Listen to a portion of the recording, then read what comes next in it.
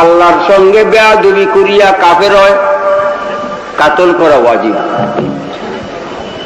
দুরুল মুখতার বাবুল মুরতাদিন খুলেন, নোট করেন।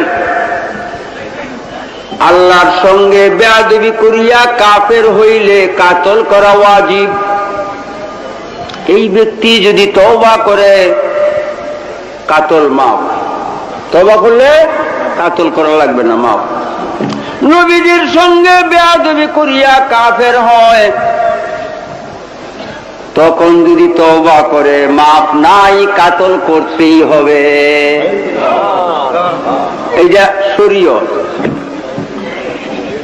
এখন প্রশ্ন হবে যে আল্লাহর সঙ্গে বেয়াদবি করিয়া কাফের হইছে, তওবা করলে কাতল করা মাফ।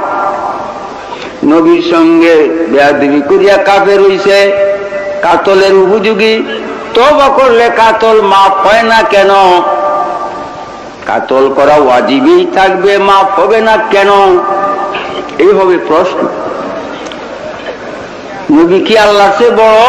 না, মাফ হবে না। এই জন্য আল্লাহর সঙ্গে বেয়াদবি করছে, হকুল্লাহ, আল্লাহর হক নষ্ট হইছে, আল্লাহর সঙ্গে বেয়াদবি করছে।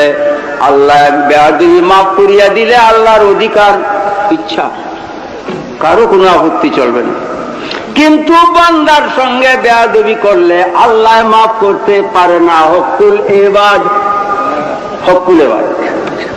নবীজি বান্দা, তার সঙ্গে বেয়াদবি করলে আল্লাহ মাফ করতে পারে না।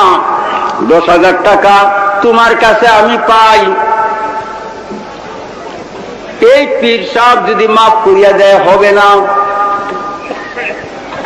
এই মাফ হইত না, আমি মাফ না করা পর্যন্ত। এটা হকুল এবাদ। নবীজির হক নষ্ট করছে, আল্লাহ মাফ করবে না। এই জন্য তার তওবা কবুল হইবে না, কাতল তারে করতেই হবে। নবীজির সঙ্গে যে বেয়াদবি করবে